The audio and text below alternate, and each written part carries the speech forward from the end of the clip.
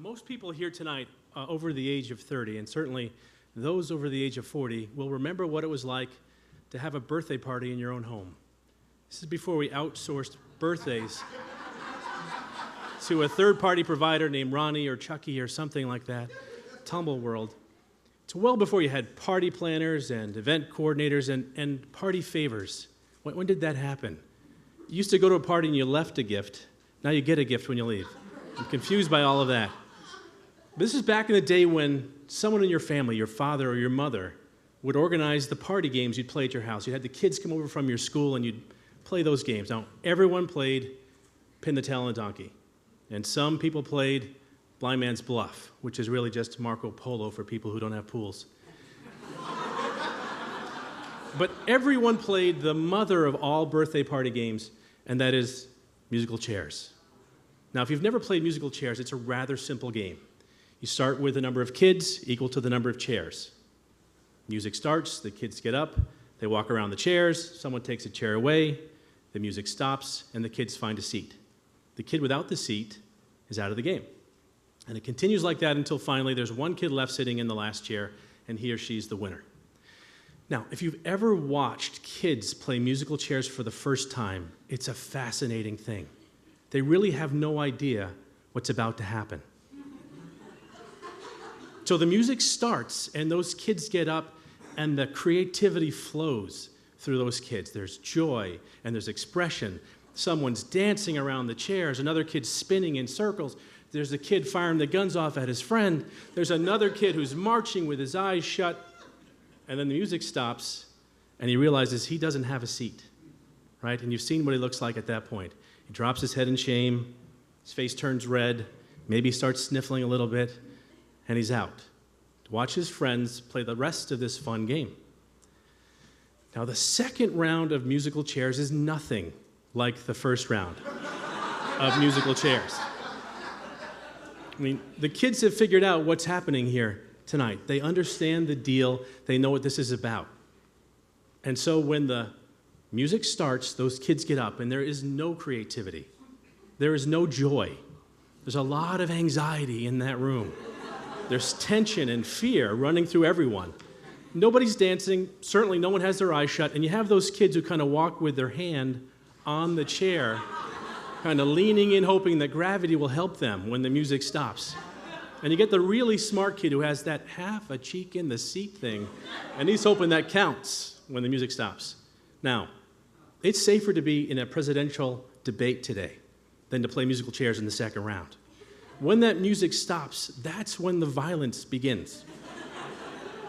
There is pushing and shoving and screaming and yelling, and finally someone's yanked to the floor, crying without a seat. It's at that point the mother turns to the father and says, "Why are you wrecking our son's birthday?" Happens all the time. Now, unfortunately, anyone here tonight over the age of 25 has experienced, been a part of, or seen the effects of organizational musical chairs. It's not called musical chairs today. We call it downsizing, outsourcing, and my favorite of all, right-sizing, which would imply that I'm the wrong size. So, it doesn't matter what you call it. In the end, it's all the same. Someone has decided that we need less chairs here tonight. And with those chairs go those people. Now, the funny thing about people, adults, all of us, will behave the same way kids do in round one and round two of musical chairs. In round one, we go to work, we're excited about this, full of promise and expectations and creativity, and we're excited about the opportunity. And then someone says, the music has stopped and we're taking a chair away. And it's a funny thing how people then will stop being as creative as they were. They get a little nervous, there's some fear in the organization, and people do a funny thing to you. They actually do their job, just their job. Whatever that job description was you wrote for them, they jump right into that and hide behind that because it's safe. If I do my job, why would I take a risk? They might take my chair. Now, I would love to tell you here tonight that organizational musical chairs is going to stop, but that's probably not true. It's something that most of us will have to face. It's adversity, and in our lifetimes, all of us will face some adversity. So what do we do with organizational musical chairs? How do we respond as individuals to our adversity? I'd like to argue that there is some place we can ground ourselves. There's a place we can go, focus on, that'll help us face any adversity we have in our lives, whether it's a personal thing, a family thing, or musical chairs. It's a simple four-letter word, and it's hope. It's hope that gives us that belief that we can make a difference. It's hope that lets us know that we can impact the circumstances in our lives. It is hope that lets us know we can persevere. So, very simple, four-letter word, very powerful four-letter word for us. How we choose to face adversity in our lifetime will determine how happy we'll actually be over the course of that lifetime and how much impact we'll have over our own destiny. So, in my opinion, there are 4 keys to cultivating this hope, and these are the 4 keys for us. It has to be born of faith. Whatever that faith is for you, it doesn't have to be institutional. It has to be what you believe in that makes you believe that something better is coming. It has to be grounded in the truth. It can't be a false hope.